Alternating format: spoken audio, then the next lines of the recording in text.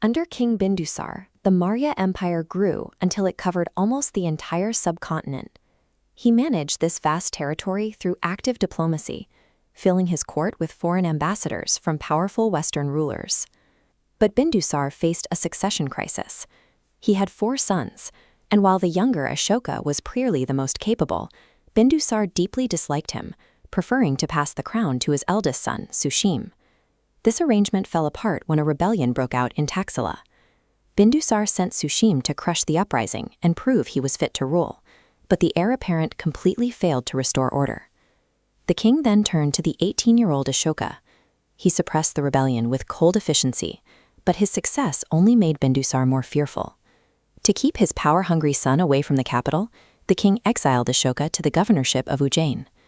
Isolating a highly competent, ambitious heir in favor of a weaker choice is a dangerous political gamble. By alienating Ashoka, Bindusara ensured that his eventual death would trigger a violent struggle for the throne. When Bindusara died, Ashoka moved immediately to fill the power vacuum. With the support of senior ministers, he bypassed the succession plan and seized the throne of Magadha. To secure his crown, Ashoka launched a merciless purge. He executed his older brother Sushim, slaughtered 500 of Sushim's loyal officers, and then systematically killed his remaining brothers to finish every possible competitor. This bloody beginning earned him a terrifying new title, Chandragupta, meaning the cruel and merciless king.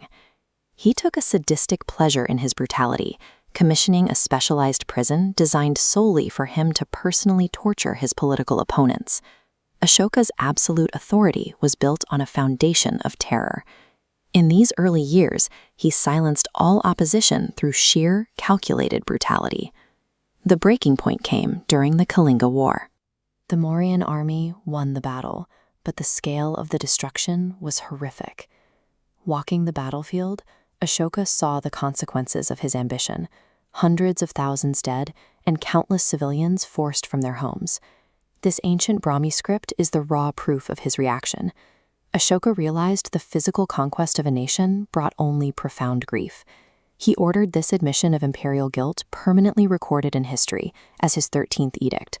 The trauma of this total victory changed him. He realized that a rule maintained strictly by the sword was ultimately unsustainable. Ashoka then executed a radical strategic pivot. He abandoned physical military occupation in favor of a policy of cultural conquest. He launched a massive infrastructure project to support this new ideology, building monasteries, pillars, and great stone stupas across the continent. He used these monuments to broadcast his new religious doctrines, successfully rebranding himself from a sadistic autocrat into a benevolent philosopher king. This transformation defined the rest of his reign. When Ashoka died peacefully in 236 BC, records suggest he had donated every bit of his personal wealth. By replacing physical terror with ideological influence, Ashoka created a legacy of peace. But this peace masked a dangerous reality. The empire was losing its military edge. Initially, the pivot was a success.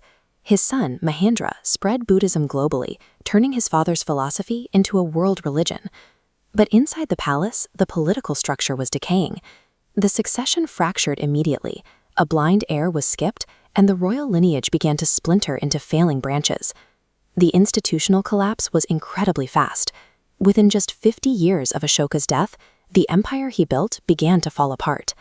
The end came in 180 BC, with a final, humiliating blow.